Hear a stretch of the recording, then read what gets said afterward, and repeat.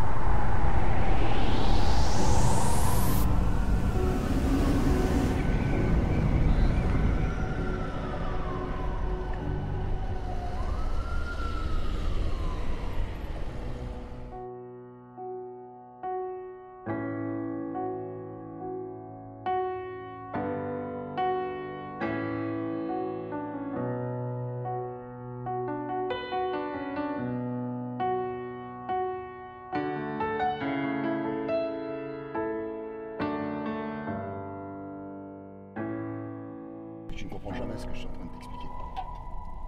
C'est aussi simple que ça. Tu ne comprends jamais ce que je t'explique.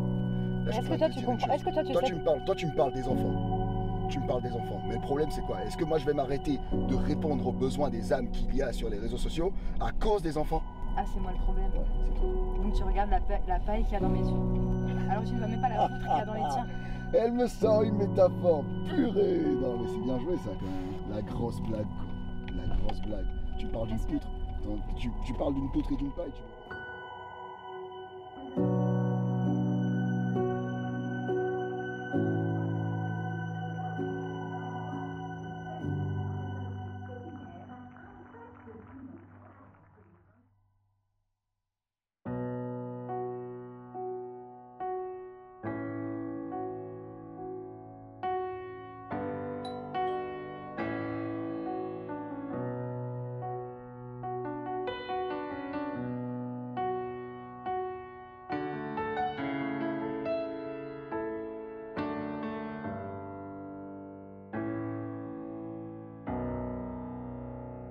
Bonsoir à tous, je m'appelle Demas et j'ai 33 ans. Ce matin-là, je m'apprêtais à aller au taf et sans faire gaffe, j'étais en retard, pas de chance. Ma femme se trouvait dans la chambre avec les gosses. C'était l'heure de l'école, elle rangeait leurs peignes et leurs brosses, inébranlable avec mon air de catcheur. Spirituellement, je parais plus fort que ma femme, car sur ma vie, j'ai un appel de pasteur. Je lui fais souvent la leçon, car je trouve qu'elle prie pas assez. Et chaque fois qu'il y a une épreuve, pouf, elle est prompte à se lasser. Et moi je jeûne, je prie, je sers à l'église. Je suis le bras droit de l'apôtre Paul du coup, y a personne qui me néglige. Et au boulot, je suis juste excellent. Mon salaire est étincelant, t'as le compte en découvert, le mien est trop souvent en excédent. Et quand je vais sur Instagram, c'est vraiment trop fort. Les gens sont fortifiés dans l'âme, parce que je suis tellement profond. Car j'ai un grand appel au ministère, un grand appel prophétique. Y'a que ceux qui manquent de discernement, qui sont trop sceptiques. Mais peu importe la famille, chacun sa grâce, car Dieu élève qui il veut. En tout cas, je sais ce que je vaux, et faire son œuvre, c'est ce que je veux. J'ai un appel des nations, je dois voyager dans le monde entier et faire toutes sortes de bonnes actions. L'humilité, ça me caractérise, car quand j'arrive quelque part, je me fais tout petit tout au fond de l'église. Mais dans mon cœur, je sais que je les dépasse tous. Et si jamais ils me donnent le micro, ils verront que je les déclasse tous. Dans ma vie, j'ai pu avoir ce que je veux. Y'a que ma femme qui est pas à la gloire de Dieu. Écoute, ça fait partie du package, c'est l'institution. De toute façon, avec la gloire, mais y a les persécutions. Ce jour-là, je lui ai dit dépêche-toi, car on va être en retard. Elle me répond, t'inquiète pas chérie, je suis sur le départ. Je fais dans la douche pour ajuster une dernière fois mes contours.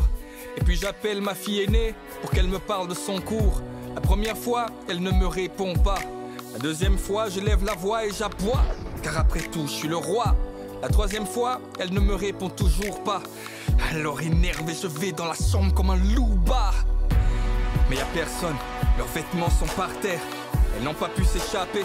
La home, je la connais par cœur. Mais qu'a-t-il pu arriver? Mais qu'est-ce que c'est que ce saccage? Je pense qu'elles veulent s'amuser. En fait, elle joue à cache-cache. Soudainement, je crois entendre sonner la trompette. L'enlèvement et tout à coup le mot qui se met à résonner dans ma tête. Au dehors, j'entends des cris et des pleurs. J'entends des grands bruits d'accidents, des freinages d'urgence et des heurts. Alors, j'ouvre grand la fenêtre. Au dehors, c'est la panique. Et je vois l'effroi dans les yeux de mon voisin Abdel Malik. Je vois des vêtements par terre. L'atmosphère est alarmante. Et je vois ces poussettes vides dans les mains de cette nouvelle maman. Je me dis que c'est sûrement un rêve. Il faut que je me réveille. Mais je suis comme prisonnier car en fait, ce n'est pas un rêve, c'est bien du réel. Je suis confondu mais conscient en même temps. Qu'à cet instant, je viens peut-être de manquer l'enlèvement. Et puis c'est vrai, je comprends pas pourquoi ma femme a été enlevée. C'est moi le futur pasteur. J'ai prêché même en anglais. J'ai même évangélisé dans les centres-villes et les métros. J'ai délivré comme Moïse. J'ai conseillé comme Jétro. Quand l'heure de prier sonnait, c'était ma femme qui restait couchée. Moi je devançais l'aurore et je priais 3 heures sans me toucher. J'ai confondu en tout point. J'ai vraiment l'air d'un crétin. C'est quoi, je vais vérifier ça. Je vais appeler des amis chrétiens.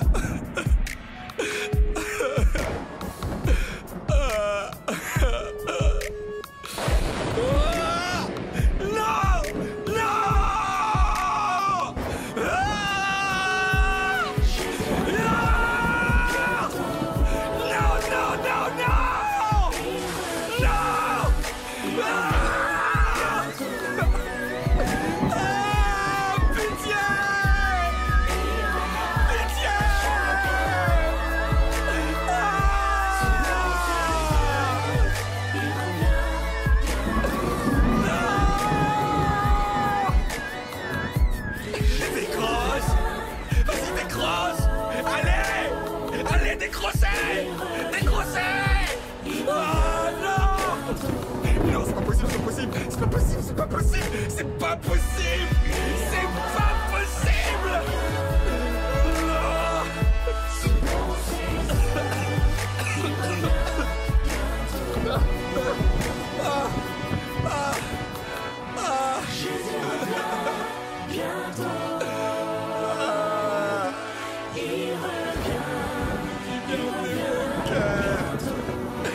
J'aurais dû garder mon cœur!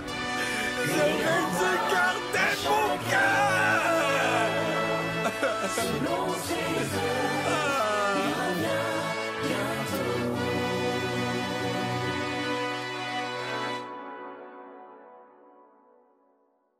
Aide-moi, Seigneur. Abba, Père, et compassion de moi. Fais parler ta miséricorde et souviens-toi. Et la vidéo se termine avec ce texte de Proverbe qui dit « Garde ton cœur plus que toute autre chose, car c'est de lui que viennent les sources de la vie. » Jésus revient bientôt.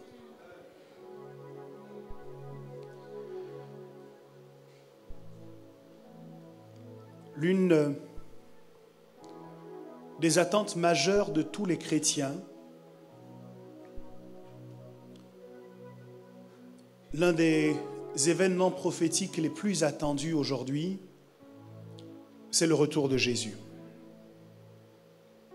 À plusieurs reprises dans son discours, dans son parcours avec les disciples, Jésus a indiqué qu'il allait revenir. Et parmi les passages dans lesquels il fait cette promesse, j'ai sélectionné celui de Jean 14, versets 1 à 3, pour nous parler ce matin. En Jean 14, 1 à 3, il est écrit « Que votre cœur ne se trouble point. Croyez en Dieu et croyez en moi. Il y a plusieurs demeures dans la maison de mon Père. Si cela n'était pas, je vous l'aurais dit. Je vais vous préparer une place. Et lorsque je m'en serai allé et que je vous aurai préparé une place, je reviendrai. Et je vous prendrai avec moi afin que là où je suis, vous y soyez aussi. » L'évangile que nous prêchons est une bonne nouvelle. Mais pour ceux qui ont été aux premières loges de la naissance de cette bonne nouvelle, la réjouissance n'a pas toujours été de mise. en lieu et place de bonnes nouvelles, ils ont même dû faire face à beaucoup de mauvaises nouvelles. Jésus le Christ, que Pierre, Jacques, Jean et leurs compagnons avaient décidé de suivre en abandonnant tout ce qu'ils avaient, ne les a pas ménagés pendant ces 3 ans de ministère sur la terre. Parfois, souvent, plutôt que de leur dire des choses qui les motivaient, qui les galvanisaient, il leur disait des choses qu'il était difficile d'entendre. Il leur a dit, par exemple, que bientôt il allait s'en aller. Imaginez la personne pour qui vous avez tout abandonné, vous dire que dans peu de temps, elle ne sera plus avec vous. Il leur a dit aussi qu'il allait mourir. En Jean 12, 32. Et comme si cela ne suffisait pas, Jésus a ajouté en Jean 13, 21 que l'un d'entre eux, les disciples, allait le trahir.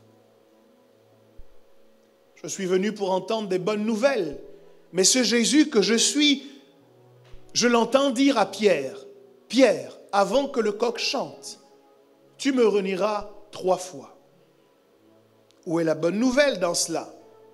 En Luc 22, 31, Jésus va leur dire que Satan était à l'œuvre contre eux tous. Et en Matthieu 26, 31, Jésus leur dira que tous, sans exception, allaient l'abandonner. Ils avaient signé pour une bonne nouvelle, mais les voici confrontés à toute une série de mauvaises nouvelles. Et cela nous arrive dans notre marche chrétienne. Nous avons cru à la bonne nouvelle. Et nous venons au Seigneur le cœur plein d'espoir et d'attente, plus élevés les unes que les autres. Les premiers jours de notre christianisme ressemblent à une marche dans les rues du paradis. Nos prières sont exaucées avec rapidité. Les gens que nous venons de connaître, que nous appelons nos frères et nos sœurs dans le Seigneur, nous aiment d'un amour incompréhensible alors qu'ils ne nous connaissent pas. Les premiers jours de notre christianisme ressemblent au paradis. Et là, nous sommes en train de vivre la bonne nouvelle. C'est celle-là que nous voulons vivre pendant tout notre parcours en tant que chrétiens. Cependant, malgré ces premiers jours prometteurs et malgré nos attentes élevées, nous serons confrontés aussi, de la même manière que les disciples, à des nouvelles qui ne nous réjouiront pas forcément. Nous serons emmenés à faire des constats et des expériences éloignées de nos attentes initiales. Ces expériences viennent interroger la force de notre engagement. Et c'est à cette configuration psychologique que Jésus va répondre au premier verset du chapitre 14 de l'Évangile selon Jean.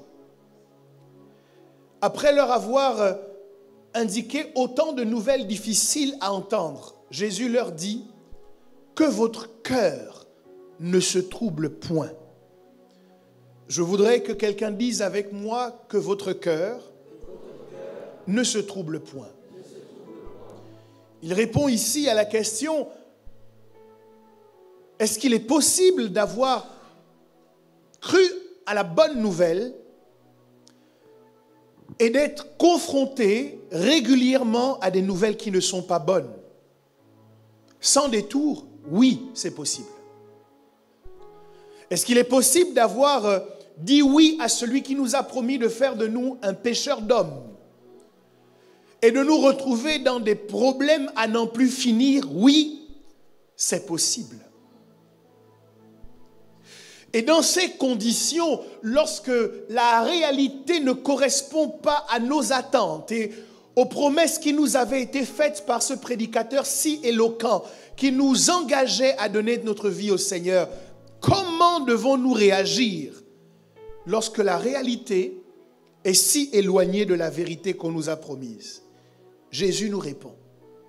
Il dit dans ces conditions, que votre cœur ne se trouble point. Lorsque vous êtes confronté à ce que vous n'aviez pas prévu, que votre cœur ne se trouble point. Lorsqu'au lieu d'entendre de bonnes nouvelles, vous voyez de mauvaises nouvelles qui s'accumulent, Jésus dit que votre cœur ne se trouble point. Le verbe le troubler ici, c'est le verbe grec tarasesto, qui signifie agiter. Il dit que votre cœur ne s'agite point. Parce que l'objectif de l'ennemi, lorsqu'il permet que nous soyons confrontés à tellement de mauvaises nouvelles, c'est justement de nous jeter dans l'agitation. Sa mission, il sait qu'il n'a pas le pouvoir de nous tuer, il n'a pas le pouvoir de nous ôter la vie, mais son objectif, c'est que notre cœur au-dedans de nous soit victime d'une agitation qui nous emmènera à prendre de mauvaises décisions. Il y a des décisions dans votre vie que vous savez être de mauvaises décisions, que vous avez prises parce que votre cœur était agité. Et vous savez que si vous étiez au calme, lorsque ces informations vous ont été apportées, jamais vous n'auriez pris la même décision. Cette femme sur son lieu de travail qui a appris que cette année, il n'y aurait pas d'augmentation de salaire et qui avait fondé tous ses espoirs sur une augmentation de salaire, est rentrée dans une colère noire. Et alors que son patron, entendant vociférer dans le hall, est sorti de son bureau pour se rendre compte de ce qui se passait, elle était tellement en colère qu'elle s'est approchée de son patron en l'insultant. Et elle lui a asséné un coup de poing.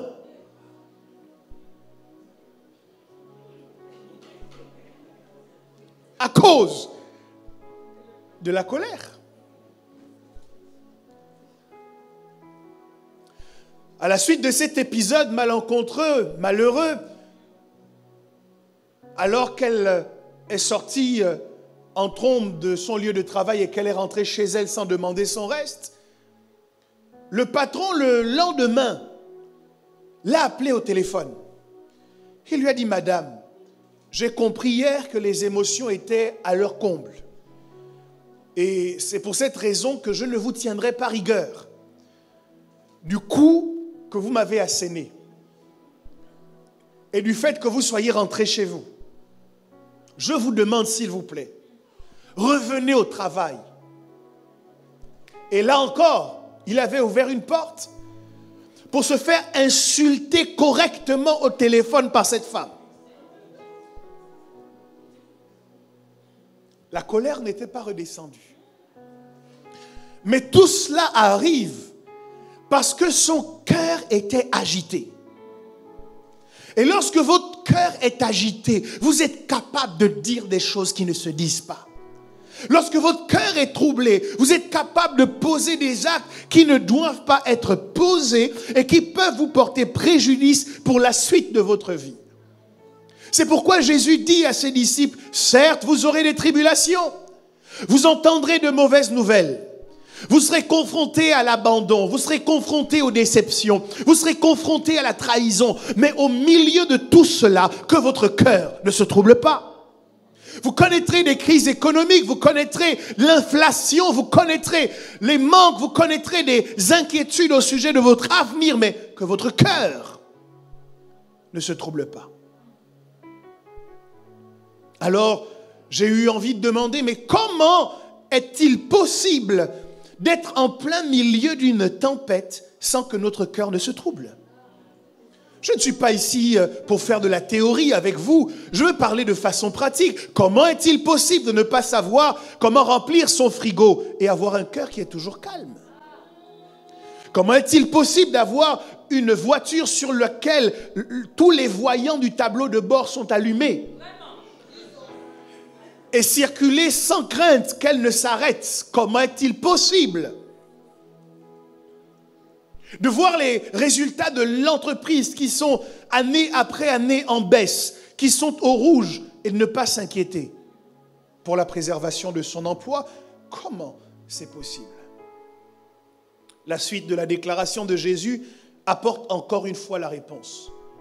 Il leur dit non seulement que votre cœur ne se trouble point, mais la suite est intéressante. Il dit, croyez en Dieu et croyez en moi.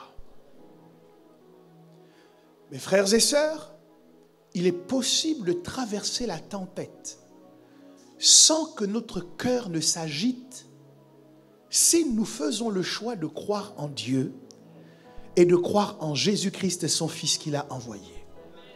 Lorsque notre foi est fermement attachée à Dieu, lorsqu'elle est enracinée en Christ, quelles que soient les tempêtes, notre cœur ne sera pas troublé. Christ nous révèle que la foi a le pouvoir de stabiliser notre cœur au milieu de la tempête. Le verbe que nous devons conjuguer en présence des déceptions, de l'épreuve, des trahisons, c'est le verbe croire. De nombreux verbes dans ces circonstances proposent leur candidature.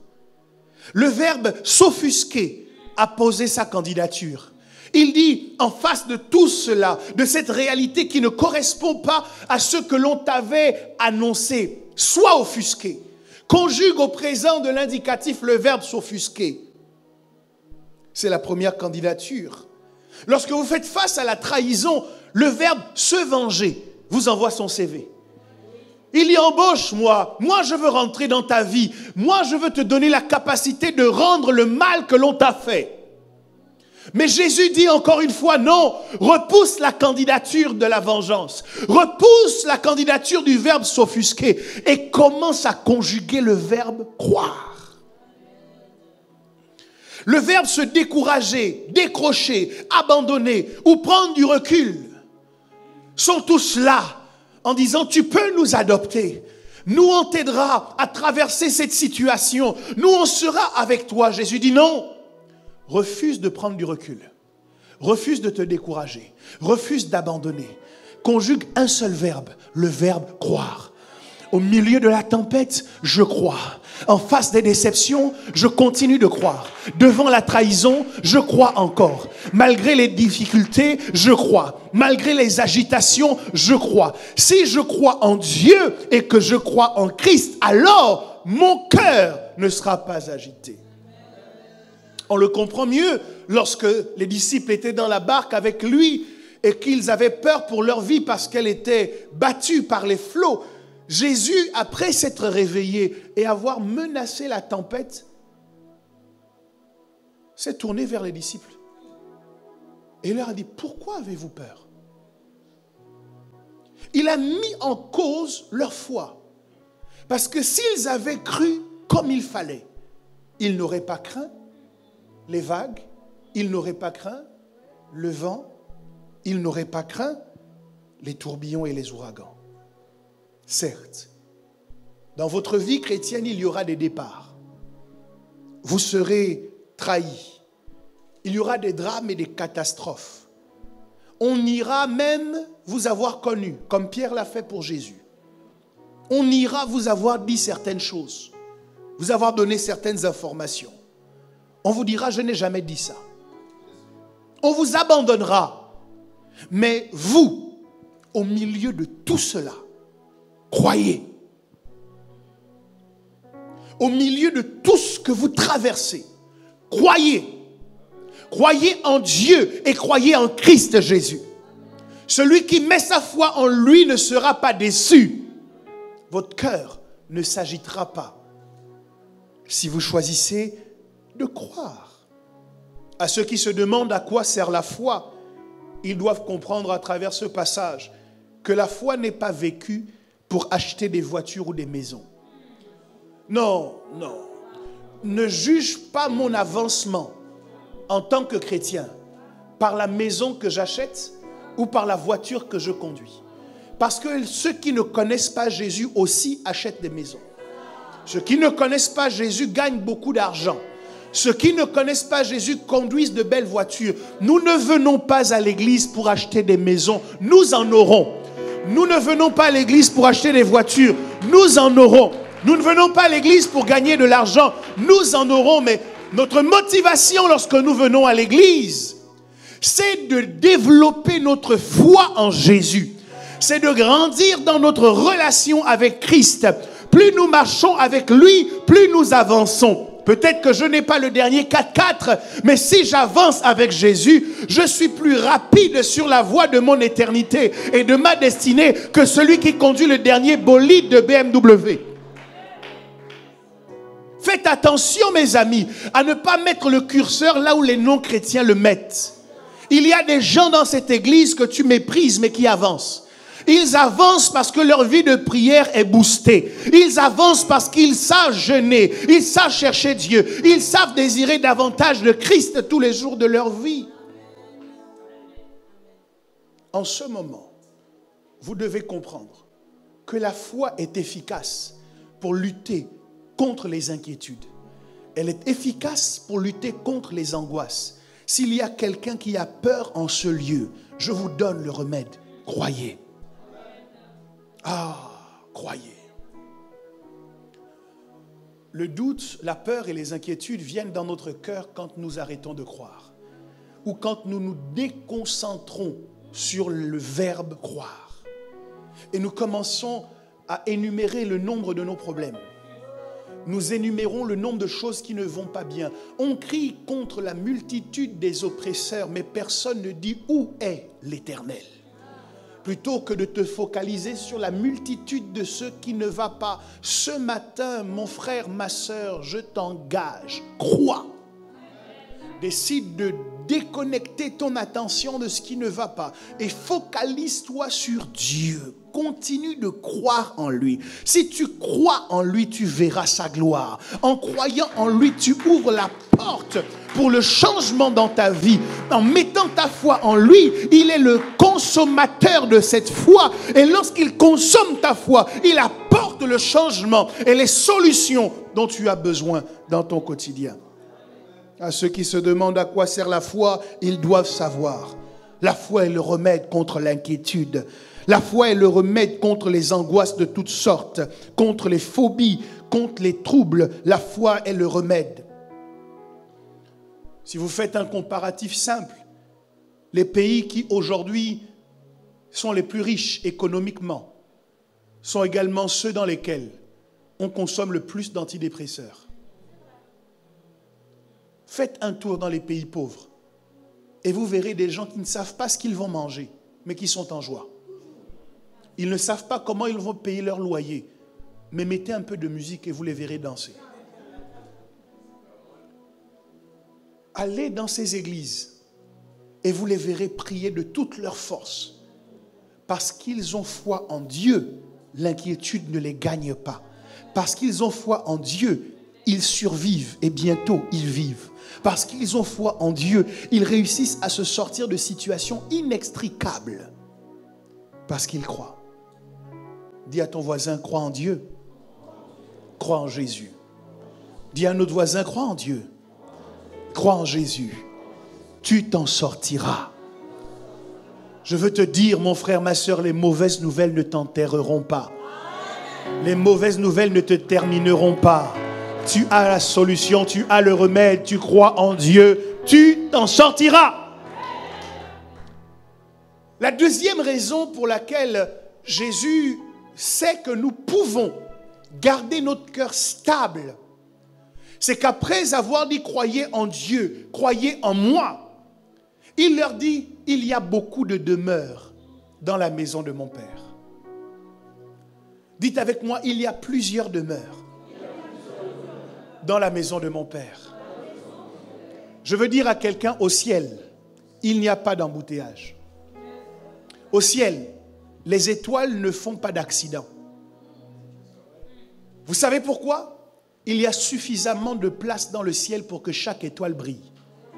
Quand Jésus dit, il y a plusieurs demeures dans la maison de mon Père, ce qu'il dit, c'est que lorsque vous êtes en moi, vous avez la capacité de briller sans inquiétude de ce que l'autre va penser, de ce que l'autre va dire, parce qu'il y a suffisamment d'espace en moi pour que chacun de vous puisse éclore et puisse illuminer. Dans la maison de mon Père, il y a plusieurs demeures et il dit, je m'en vais vous préparer une place.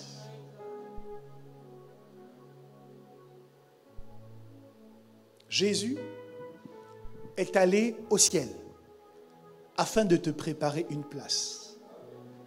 Est-ce que tu peux le dire avec moi? Jésus est allé au ciel afin de me préparer une place. Ça veut dire que j'ai une place au ciel et Jésus est allé la préparer. Ça veut dire que j'ai déjà une place au ciel. Les gens qui m'écoutent ce matin ont déjà dû être confrontés à des environnements dans lesquels on ne les voulait pas. À des endroits dans lesquels on ne voulait pas leur faire de la place. Peut-être que dans ta famille, on t'a toujours donné l'impression que tu n'étais pas l'enfant attendu ou l'enfant désiré. Tu es un garçon alors qu'on attendait une fille. Tu es une fille alors qu'on voulait un garçon. Tu es l'enfant qui est arrivé alors que économiquement la famille avait décidé de s'arrêter là.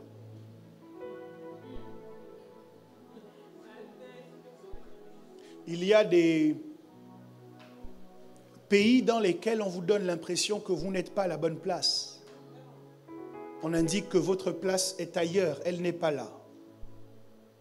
Il y a des entreprises dans lesquelles on vous indique que vous n'êtes pas à la bonne place. Je me souviens de ce monsieur qui avait été recruté dans une entreprise à un poste de direction et il avait fait un super travail.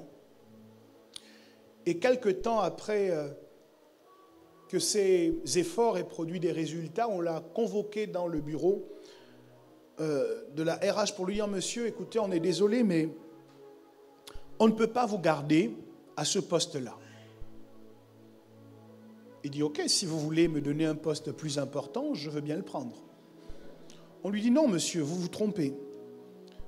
On ne peut pas vous donner un poste plus important et on ne peut pas non plus vous garder à ce poste-là parce que quand on vous regarde, vous ne donnez pas correctement l'image que nous voulons renvoyer de notre entreprise. » Il a dit « Dites-moi plus. » « Non, monsieur, je ne peux pas vous en dire plus. Mais nos managers sont appelés à rencontrer des fournisseurs, à négocier avec des clients, et ils ont certaines exigences. Et donc, on ne peut pas vous garder à ce poste-là. Ok, qu'est-ce que vous me proposez? On vous propose un poste, pour ne pas vous renvoyer, mais un poste qui ne sera pas un poste de management ou de direction. Il a dit, bon, moi j'ai besoin de garder mon emploi, j'accepte. Simplement, vous maintenez mon salaire. On lui dit non. On ne peut pas maintenir votre salaire. Non seulement on va vous donner un poste moins important, avec un salaire moins important, alors que sur le poste qu'on vous avait initialement donné, vous avez manifesté que vous étiez totalement au niveau, mais à cause des exigences de l'entreprise, on ne peut pas. Il a dit non, et quelques temps plus tard, on l'avait renvoyé pour faute grave, parce qu'on a réussi à trouver des choses, à inventer des choses, parce qu'on considérait qu'il n'était pas à la bonne place.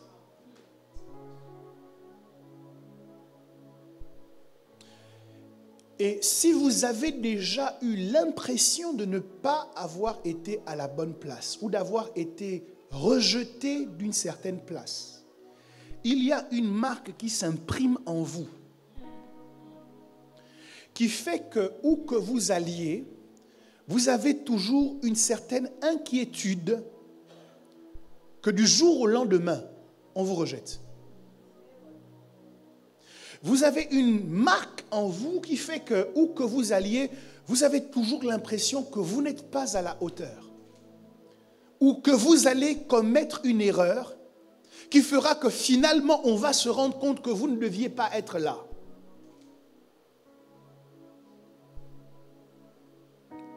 Et Jésus vous dit, tel que vous êtes là, il y a un endroit où on ne vous rejettera pas. Il y a un endroit où vous avez déjà une place attitrée. Mieux, pour que vous arriviez à cette place attitrée, j'ai, moi le Seigneur, le roi des rois, le créateur des cieux et de la terre, j'ai besoin d'aller la préparer pour vous. Si la place qui vous est affectée a besoin d'être préparée par Jésus en personne, quelle est votre valeur aux yeux du Seigneur?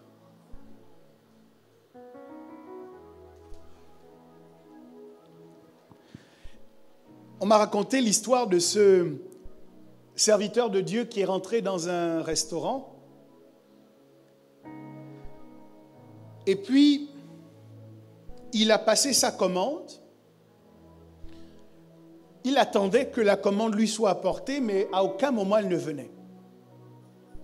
Et il a commencé à s'agacer, à s'irriter, parce qu'en plus, il a vu d'autres clients qui sont arrivés après lui et qu'on a servi avant lui. Alors il fulminait intérieurement, il voulait manifester son mécontentement, mais il a réussi à garder son calme. Et il a fait signe au serveur en disant, mais écoutez, je ne comprends pas, je suis là depuis un certain temps. Le serveur lui a dit, je suis désolé pour l'attente, monsieur, patientez encore quelques instants. Et alors qu'il était prêt à se lever et à partir, mécontent de ce service, les portes de la cuisine se sont ouvertes en grand. Et le chef cuisinier a apporté lui-même sur un chariot un menu gastronomique qui n'avait rien à voir avec la commande qu'il avait passée. Et il est arrivé à sa table et il lui a dit, homme de Dieu, j'ai été tellement béni par votre ministère. Lorsque je vous ai vu rentrer dans le restaurant et que j'ai vu votre commande, j'ai dit non, cet homme-là doit manger les meilleurs produits de notre restaurant. Ça a pris plus de temps que prévu, mais je voulais que vous ayez le meilleur. C'est pour cette raison que les autres ont été servis avant. J'aimerais te dire que tu ne dois pas faire la compétition avec quelqu'un, tu ne dois pas faire la course avec quelqu'un, parce qu'il est possible que ce qui te revient nécessite plus de temps de préparation. Peut-être que ton mariage nécessite plus de temps de préparation. Peut-être que les enfants qui viendront nécessitent plus de temps de préparation. Mais tu n'es pas en retard. Dieu choisit de préparer pour toi. Et vous comprenez que si le chef cuisinier est passé lui-même pour changer la commande de ce monsieur, c'est parce qu'il avait une valeur inimaginable dans son cœur. J'aimerais vous reconnecter au fait que celui qui est en train de préparer votre place, c'est Jésus lui-même. Il n'a pas confié la préparation de votre place à un ange. Il a dit, je vais préparer moi-même la place de Prudence.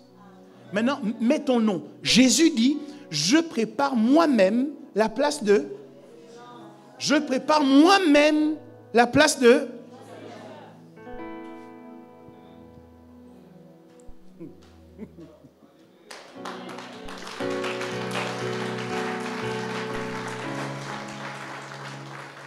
Maintenant, mettons-nous d'accord. Si j'ai une place au ciel et que cette place est préparée par Jésus lui-même, est-ce que je peux me minimiser parce que la place qu'on devait me donner sur la terre, dans ce fast-food, ne m'a pas été donnée? Est-ce que je vais me lamenter parce que dans cette entreprise-là, On n'a pas reconnu ma valeur. Le seul moyen pour que tu te minimises, c'est que tu as oublié que tu as une place au ciel que Jésus est en train de préparer pour toi. Ça veut dire que ton niveau de valeur est tellement élevé que les refus que tu connais sur la terre ne peuvent pas la diminuer. Ton niveau de valeur est tellement élevé que les rejets que tu as expérimentés dans ta famille ne peuvent pas te définir. Parce que tu prends conscience que même si je suis rejeté ici, il y a un endroit où je serai toujours accepté. Et ici, on t'accepte pour un CDD. On t'accepte pour un CDI. C'est environ 60, 64 ans d'activité professionnelle. Là-bas, on t'accepte pour l'éternité.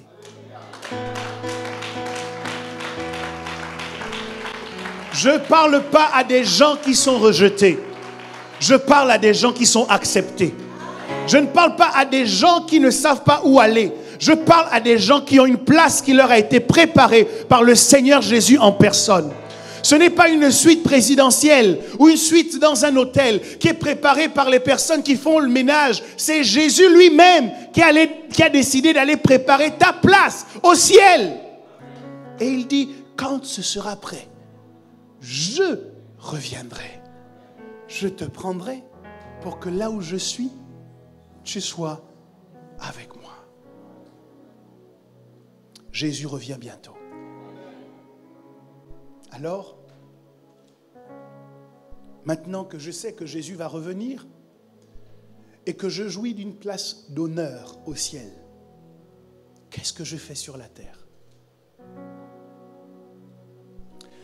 Voyez-vous, même si vous êtes invité à un mariage, votre nom est sur le faire-part. Vous avez reçu le faire-part avec votre nom correctement orthographié. Ça veut dire que les organisateurs du mariage ont déjà prévu une place pour vous.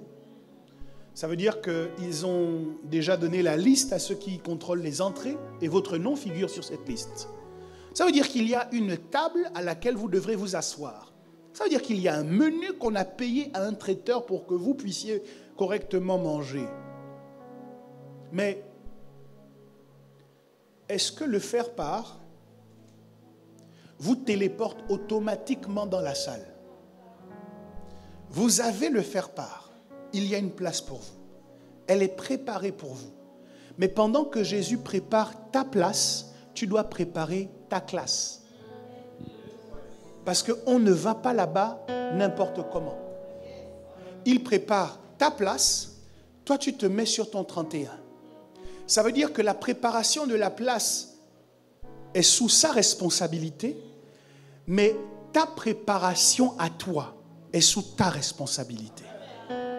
Donc quand tu sais qu'il y a une place qui t'est préparée au ciel, cela signifie que sur la terre, avant ce moment où tu devras aller à sa rencontre, tu dois te préparer.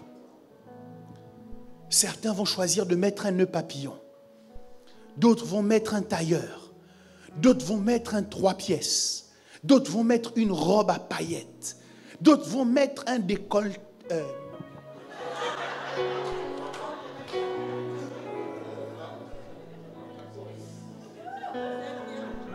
Parce que tu sais que l'endroit où tu vas impose un style vestimentaire. J'ai été choqué de réaliser qu'il y a des soirées mondaines dans lesquelles on dit tenue correcte exigée.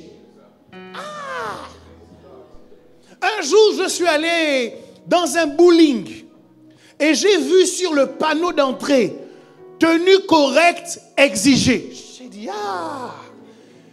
pour aller jouer au bowling, il y a des gens qu'on a déjà refoulés de la boîte de nuit. Leur place ne fut pas trouvée dans ce lieu. Parce que leur tenue ne correspondait pas à ce qui était attendu. Mais quand on vient à l'église, oh Dieu.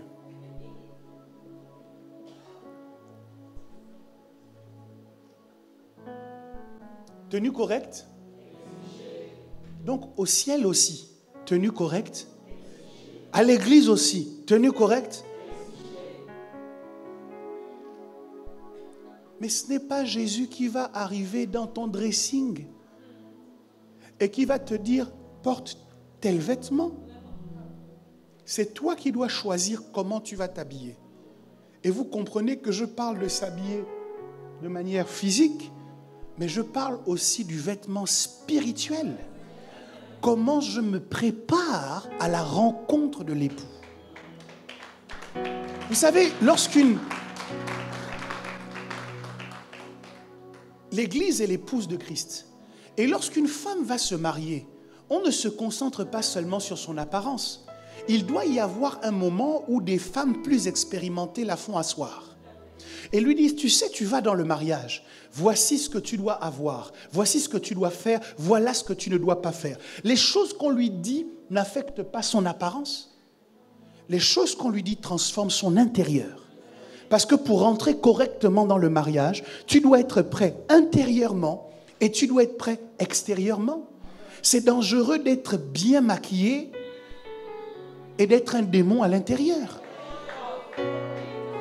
C'est dangereux d'avoir une magnifique robe de soie. Je ne sais pas, les femmes, vous ne savez pas, mais les hommes ont déjà dû l'expérimenter. Messieurs, vous êtes là? C'est à vous que je parle. Est-ce que... Seigneur Jésus. Avez-vous déjà croisé le chemin d'une femme? Lorsque vous la voyez dans la rue, waouh! Vous avez envie de dire, voici celle qui est désormais... Et puis vous dites... Psst. On ne fait pas ça.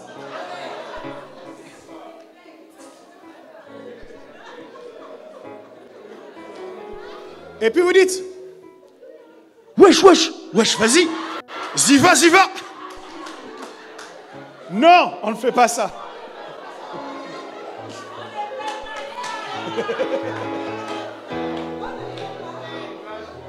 Tu fais trop ta belle, casse-toi. Non, on ne fait pas ça.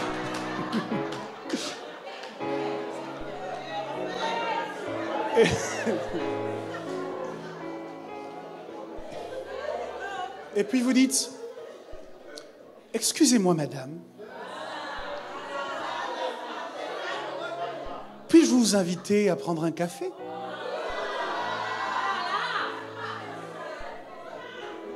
Et là, elle vous répond. Quoi? Un café? Moi? Tu m'as bien regardé? Tu t'es bien regardé? Est-ce que tu penses que tu es à mon niveau? Est-ce que tu penses que faut pas me faire perdre de temps? Moi, je n'ai pas de temps à perdre avec les gens qui se cherchent. Moi, j'ai déjà une destinée. Moi, je suis appelé à la gloire. Je suis appelé à la grandeur. J'ai un ministère international et prophétique. Je suis une femme forte, battante et d'influence. Je n'ai besoin d'aucun homme dans ma vie. Arrière de moi.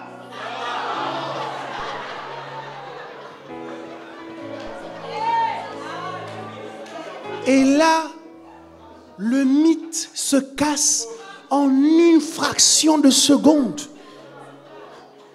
Est-ce qu'il y a des hommes qui ont déjà vécu ce genre de situation? Et vous dites... Vous dites...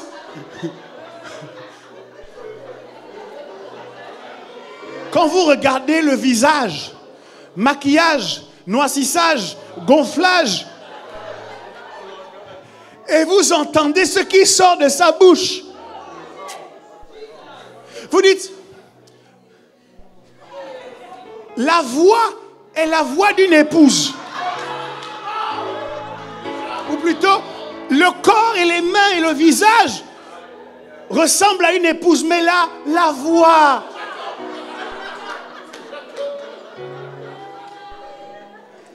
Et en ce qui concerne notre place en tant qu'épouse auprès du Seigneur Jésus, il ne faudrait pas que nous lui causions le même type de surprise.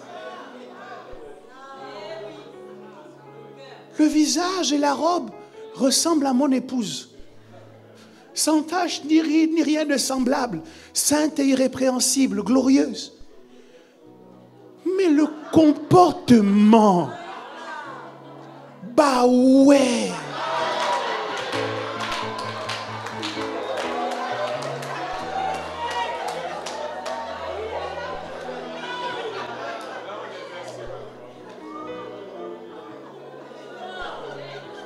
Savoir que Jésus est allé nous préparer une place et qu'il vient nous chercher doit nous emmener à préparer notre classe. On doit se préparer à le rencontrer. On doit se préparer extérieurement, mais on doit aussi se préparer intérieurement. Ces deux éléments de préparation font référence au savoir-être et au savoir-faire. Les chrétiens doivent travailler sur le savoir-être. Et c'est pour cela que dans l'élément vidéo, on voyait quelqu'un qui avait le savoir-faire. Il priait, il jeûnait, il prêchait, il était connu sur les réseaux sociaux. Mais il n'avait pas le savoir-être. Parce qu'au-dedans de lui, il était rempli de choses que Dieu ne reconnaît pas comme venant de lui. Et il y a un paradoxe dans le corps de Christ aujourd'hui, parce qu'on apprend le christianisme par mimétisme. Et donc on met l'accent sur le savoir-faire et non plus sur le savoir-être. Il y a des gens qui prient très fort, mais qui sont des diables. Il y a des gens qui sont, paraît-il, spirituels en apparence, mais à l'intérieur que de carences.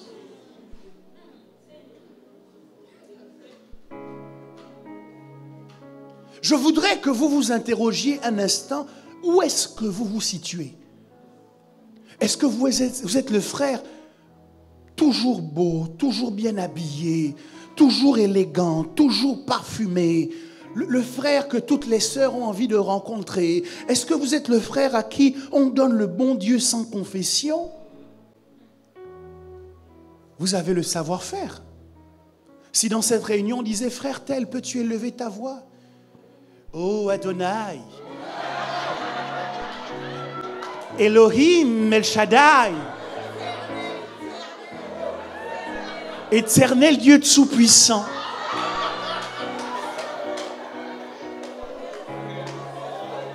Frère, est-ce que tu peux prier pour le repas? Toi qui as créé les cieux et la terre. Toi qui me connaissais depuis le ventre de ma mère. Frère, c'est le repas.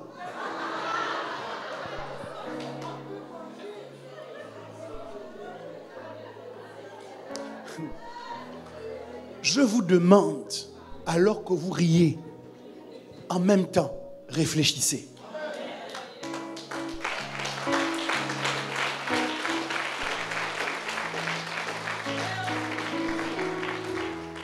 Jésus revient bientôt.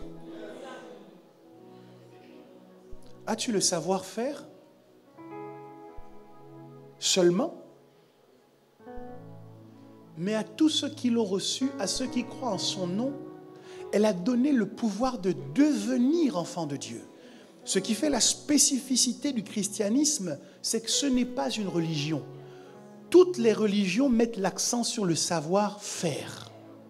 C'est-à-dire sur les choses extérieures que l'on met en pratique et que les gens peuvent voir et qui identifient que nous sommes de bons religieux. Mais le christianisme crée une révolution parce qu'avant le savoir-faire, il préconise d'abord le savoir-être. Des gens ont été surpris et Jésus dit, plusieurs me diront ce jour-là, n'avons-nous pas chassé les démons en ton nom savoir-faire? N'avons-nous pas prophétisé en ton nom savoir-faire? N'avons-nous pas guéri les malades en ton nom savoir-faire? Et Jésus dit, retirez-vous de moi, vous tous qui commettez l'iniquité, je ne vous ai point connu. Ça veut dire qu'ils faisaient des choses comme s'ils étaient l'épouse. comme s'ils étaient des chrétiens. Mais Jésus qui est Christ lui-même ne les connaît pas. Ils font comme s'ils étaient chrétiens. Mais celui qui est la source du christianisme ne les connaît pas. Frère, le plus grand danger dans cette génération, c'est le danger des apparences. Avec les réseaux sociaux, tu peux te filmer avec ta Bible. Et tous ceux qui te regardent disent « Waouh, quelle spiritualité !» Mais dans le fond, tu es un diable. Et quand la trompette sonnera, ce ne sont pas nos apparences qui nous sauveront. C'est qui nous sommes. Jésus revient bientôt.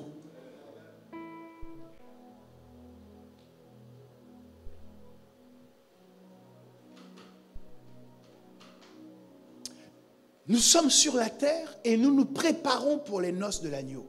Et cette préparation implique de mettre l'accent sur le savoir-être. Savoir-être. Ça veut dire que tous les jours qui passent, je cherche à devenir de plus en plus comme Christ.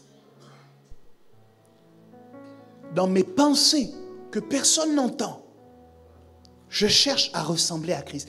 La Bible dit, ayez en vous les sentiments qui étaient en Christ. Donc, même dans mes sentiments, je dois être comme Christ. Là, c'est la préparation pour aller au mariage.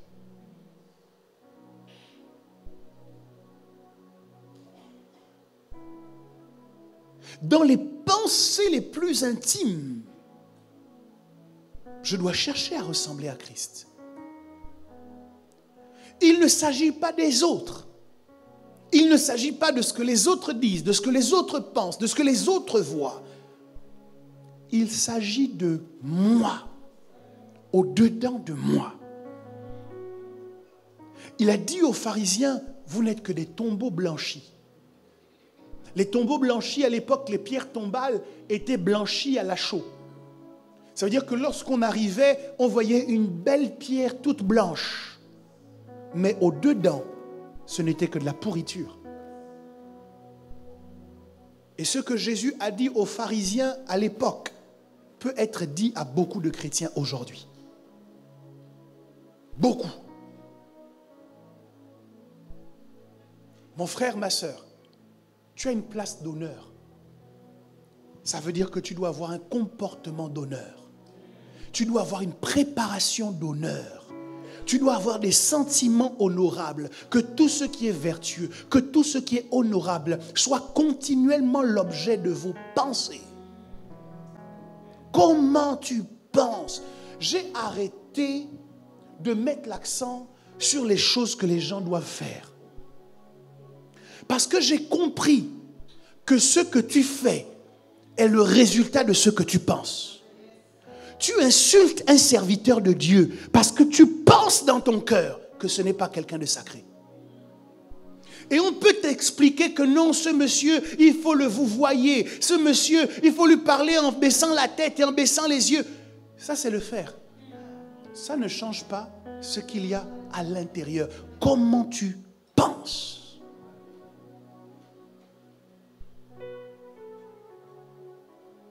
On peut nourrir de la haine, de la rancœur contre un frère, contre une sœur à qui on dit bonjour avec le sourire tous les dimanches.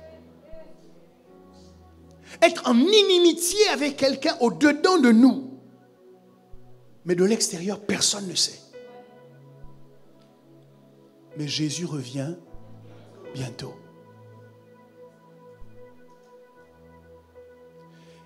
C'est pour cette raison, mes frères et sœurs, que vous devez arrêter d'être les juges les uns des autres. Parce que vous allez vous tromper. Sur quelle base tu vas me juger? Sur quelle base je vais te juger? Seulement sur ce que je vois. Oh, ce frère est toujours là, dès qu'on a besoin de lui. C'est pas ça qui emmène au ciel. Attention, prier c'est important. Le savoir-faire est important. Mais le savoir-faire doit être la résultante du savoir-être. Je vais le dire autrement.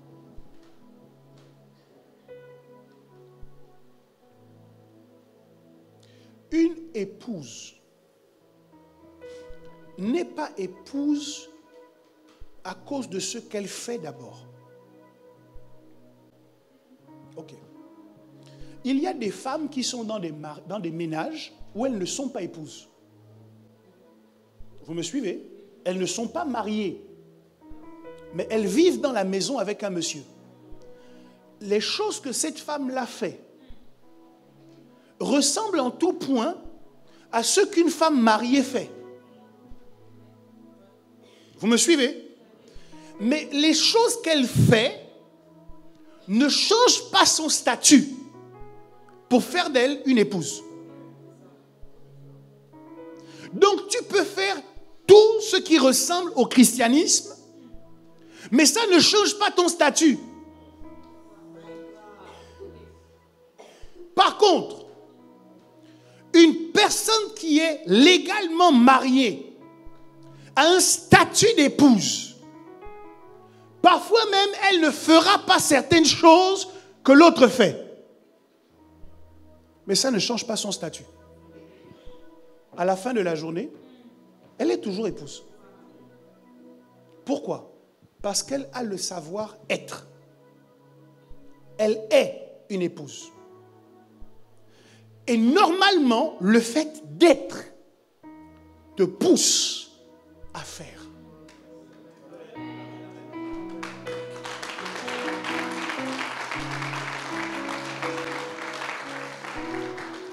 C'est parce que tu es chrétien que tu agis en chrétien.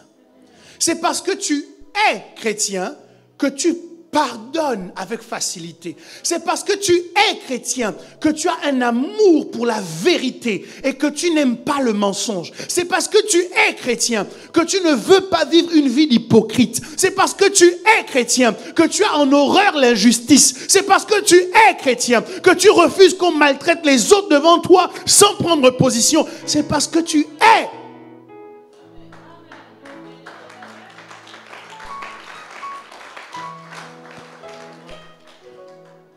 On n'exhorte pas un chien pour qu'il aboie. Puisqu'il est un chien, il va aboyer. On ne force pas un chrétien à pardonner. Puisqu'il est chrétien, il va pardonner. Même quand vous aurez fini de prêcher et qu'il aura fini de s'opposer et qu'il va rentrer dans le secret de sa chambre et qu'il va commencer à prier le Dieu qui est dans le ciel, il va lui dire attention. Parce qu'il est en alliance avec Dieu, parce qu'il est chrétien.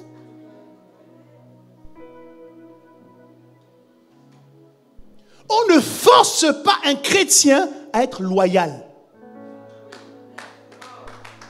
Parce qu'il est chrétien, en lui, toute forme de rébellion est complètement détruite.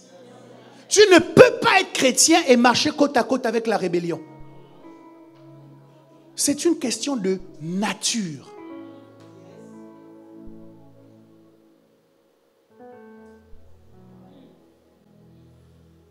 C'est pour ça que les messages dans lesquels on va se concentrer sur déterminer la longueur de la jupe ou la profondeur du décolleté, ça ne m'intéresse pas beaucoup. Quand tu sauras que tu es une reine, tu t'habilleras comme une reine.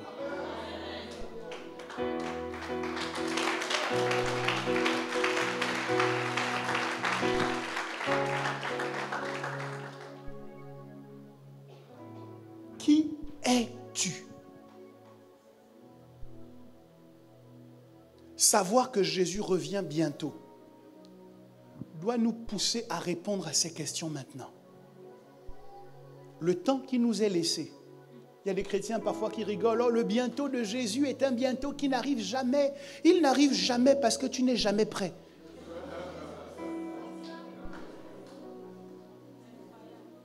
Il t'aime tellement qu'il se dit, si je reviens là,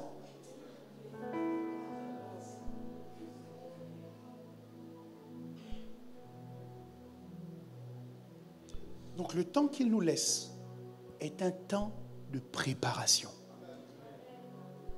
Quelqu'un dit avec moi, je me prépare. Je me prépare dans mon âme, dans mon cœur et dans mon corps.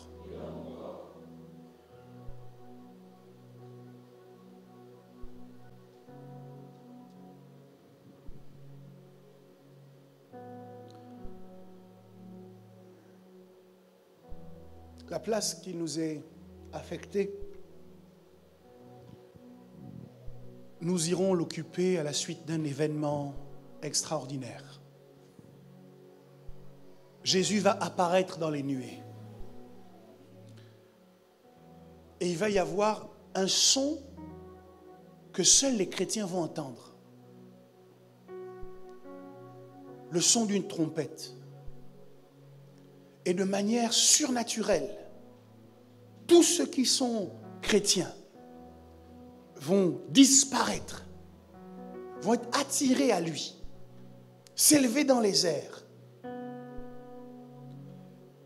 Et il y aura, comme nous l'avons vu dans l'élément vidéo, beaucoup d'interrogations et de terreur sur la terre.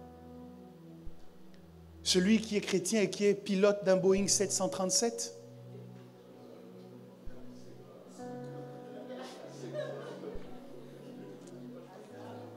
n'aura pas le temps de prévenir l'équipage. Et ils vont devoir tourner. Y a-t-il un pilote dans l'avion? La Bible dit que de deux personnes qui seront dans un lit, l'une sera enlevée et l'autre va rester. De deux personnes qui seront dans un champ, une sera enlevée, l'autre va rester. De deux personnes qui seront en train de moudre le grain, une sera enlevée, l'autre va rester. De deux personnes qui seront dans une église locale, une sera enlevée, l'autre va rester. Que ça ne soit pas toi au nom de Jésus. Mais ça ne dépend pas de ma déclaration, ça dépend de ta préparation. Est-ce que tu peux bousculer quelqu'un? Dis-lui, prépare-toi.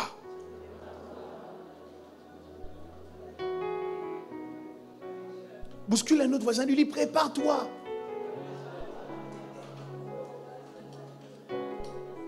Nous allons être attirés dans les airs. Et vous savez que pour flotter, il faut être léger. Parmi nous, il y a des gens qui ont des excédents. Les excédents, c'est le manque de pardon. Les bagages en excédent, c'est la liste des gens de l'église à qui tu ne parles plus. Les excédents, c'est la liste des gens qui t'ont fait du mal, auxquels tu as dit, on va se retrouver devant. Je vous attends au tournant. La vengeance est un plat qui se mange froid. Hé, chrétien! Toi aussi, tu dis ça? Tu as oublié le verset qui dit, là où tu as dit, à moi la vengeance, à moi la rétribution. C'est toi maintenant qui dis, la vengeance est un plat qui se mange froid. Chrétien. Les excédents de bagages. C'est le moment de faire tes valises. Il faut avoir un cœur léger. Quelqu'un t'a fait du mal, pardonne. Ce n'est pas pour lui, c'est pour toi. Pour ta qualité de vie. Pour avoir un cœur léger. Quelqu'un t'a trahi, laisse. Quelqu'un t'a déçu. Être en permanence dans la colère, en permanence dans la rancœur, en permanence dans je vais leur faire voir, je vais lui faire sentir, je vais... Depuis que tu fais ça, tu n'as pas vu maintenant les rides sont restées?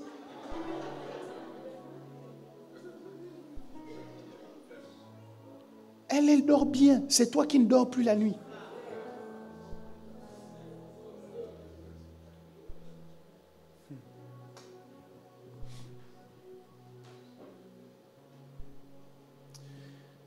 Jésus revient bientôt. Et je souhaite, du plus profond de mon cœur, d'abord moi-même être enlevé.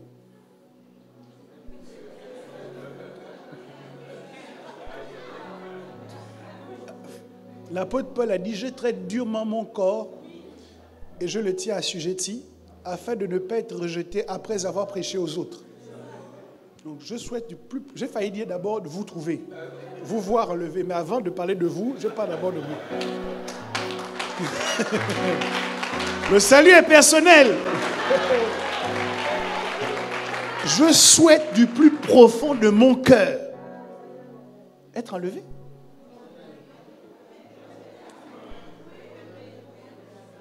Maintenant, le deuxième souhait le plus profond dans mon cœur, c'est que toi aussi, tu sois enlevé.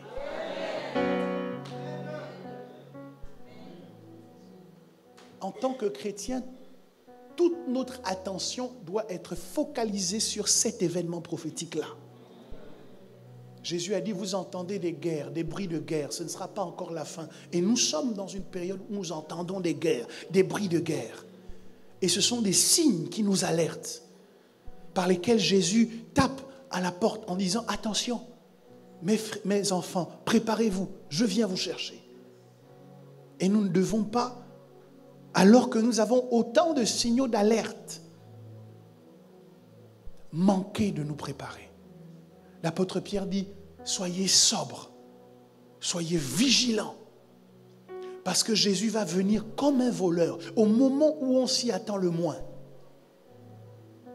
Si le maître de la maison savait quand le voleur viendrait, il veillerait.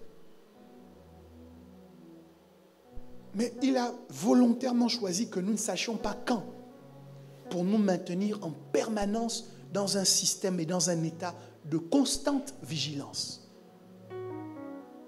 Constante vigilance sur le fait de pardonner rapidement à mon frère.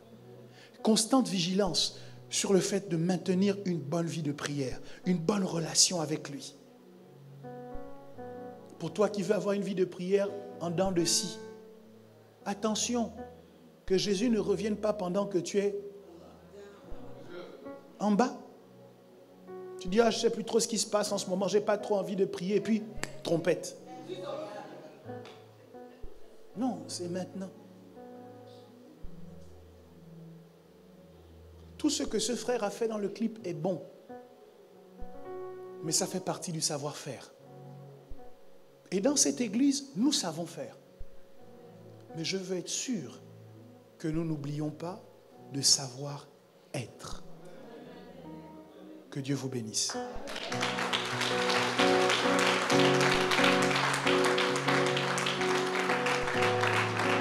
Je vous propose de vous tenir sur vos deux pieds, s'il vous plaît. Et je voudrais être aidé par la technique pour que nous fassions ensemble la confession du dernier article de notre confession de foi. Elle est sur notre site internet où nous avons répertorié les articles de ce que nous croyons. Et nous commençons nos cultes avec ces articles parce que Amos 3.3 nous dit que deux personnes ne peuvent pas cheminer ensemble sans au préalable s'être mises d'accord. Et nous voulons nous mettre d'accord sur ce que nous croyons au sujet des événements à venir, ce qu'on appelle en théologie l'eschatologie. Qu'est-ce que nous croyons? Est-ce que nous croyons que Jésus ne reviendra pas? C'était une fable? Est-ce que nous croyons que nous devons nous battre pour posséder la terre dans ce siècle présent? Cet article rapporte la synthèse de ce que nous croyons au sujet des événements à venir. Alors, nous en faisons la lecture ensemble de manière à imprimer cette vérité dans notre esprit au compte de 3. 1, 2 et 3. Nous croyons que le prochain événement prophétique sera l'enlèvement de l'Église lorsque le Seigneur Jésus-Christ reviendra dans les airs pour prendre avec lui les croyants de tous les temps. L'enlèvement de l'Église sera suivi par la période de 7 ans de grande tribulation en accomplissement de Daniel 9, 24 à 27, et comme décrit en Apocalypse 6, 1, 19, 21, pendant cette période, Israël sera purifié, le monde entier éprouvé, et la colère de Dieu déversée contre le péché. Nous croyons qu'au terme de la grande tribulation aura lieu la deuxième venue du Seigneur Jésus-Christ. Il reviendra sur la terre personnellement et physiquement comme il est monté, mais cette fois avec grande puissance et gloire pour exécuter le jugement et inaugurer le royaume millénaire, durant lequel il régnera sur la terre pendant 1000 ans avec justice et paix pour accomplir la promesse de l'alliance conclue avec Israël. Nous croyons que le règne de Christ pour 1000 ans sur la terre sera suivi par le jugement final de Satan qui sera jeté dans les temps de feu pour toujours, le jugement du grand trône blanc et la résurrection corporelle des incroyants, la création de nouveaux cieux et d'une nouvelle terre et la condition éternelle. Voilà ce que nous croyons. Je vous exhorte à vous rendre sur notre site internet dans vos temps de méditation, à relire ces articles et à pointer dans votre Bible tous les versets qui sont cités pour asseoir votre foi. Notre cœur ne se troublera pas parce que nous croyons en Dieu, mais on peut mal croire en Dieu en croyant des choses erronées, des choses fausses. Et comprendre cette confession de foi nous permet de le connaître mieux et de croire avec une foi saine et une foi ferme. Donc prenez le temps à la maison d'ouvrir votre Bible, de lire chacun de ces versets pour comprendre que ce que nous croyons n'est pas le résultat d'une élucubration personnelle ou d'une opinion personnelle, mais que c'est véritablement cité par la Bible que nous disons ces choses.